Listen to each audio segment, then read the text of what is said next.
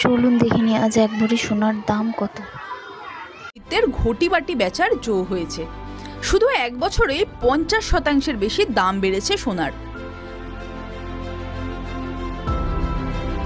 ধনতেরাসের পর সামান্য সোনার দাম কমতেই বেশ খুশি হয়েছিলেন সাধারণ মানুষ। দোকানেও বিক্রি বাট্টা বেড়েছিল। তবে সোনার দামে যে বিশাল পতন হয়েছে তা নয়। কবে দাম কমবে সেই আশাতে এখনো অনেকেই বসে রয়েছেন। এবার সোনার দাম নিয়ে এলো বড় আপডেট। হলুদ ধাতু হয়ে যেতে পারে অনেকটাই সস্তা। কেন্দ্রীয় সরকার সোনার দাম নিয়ন্ত্রণ করতে এক বড় পদক্ষেপ করেছে। কমিয়ে দিয়েছে সোনা ও রূপোর বেস ইম্পোর্ট প্রাইস, অর্থাৎ আমদানি মূল্য কমানো হয়েছে। সোনার বেস আমদানি মূল্য ধার্য করা হয়েছে প্রতি 10 গ্রামে $42 এবং রূপোর মূল্য ধার্য করা হয়েছে প্রতি কেজিতে $107। কেন্দ্রের এই সিদ্ধান্ত নেওয়া হয়েছে অন্তর্দেশীয় বাণিজ্য বাড়াতে এবং সোনার দাম নিয়ন্ত্রণ করতে। এতে সোনার দাম বেশ কিছুটা কমবে বলেই আশাবাদী সকলে। এক ধাক্কায় কয়েক হাজার টাকা কমতে পারে সোনার দাম। বেস ইম্পোর্ট প্রাইস কি?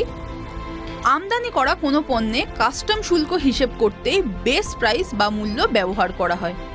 প্রতি 15 দিন অন্তর এই বেস ইম্পোর্ট প্রাইস আপডেট করা হয়।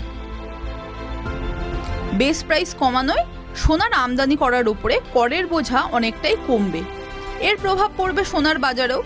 সোনার দর কমলে গয়নাও সস্তা হয়ে যাবে। প্রসঙ্গত, ভারত বিশ্বের মধ্যে দ্বিতীয় বৃহত্তম সোনা আমদানিকারক। চীন সবথেকে বেশি সোনা আমদানি করে গোটা বিশ্বে। আবার রূপো আমদানির ক্ষেত্রেও শীর্ষে রয়েছে ভারত। রিপোর্ট অনুযায়ী সুইজারল্যান্ড থেকে ভারত সবথেকে বেশি সোনা আমদানি করে।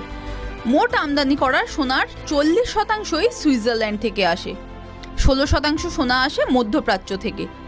10% সোনা আমদানি করা হয় দক্ষিণ আফ্রিকা থেকে।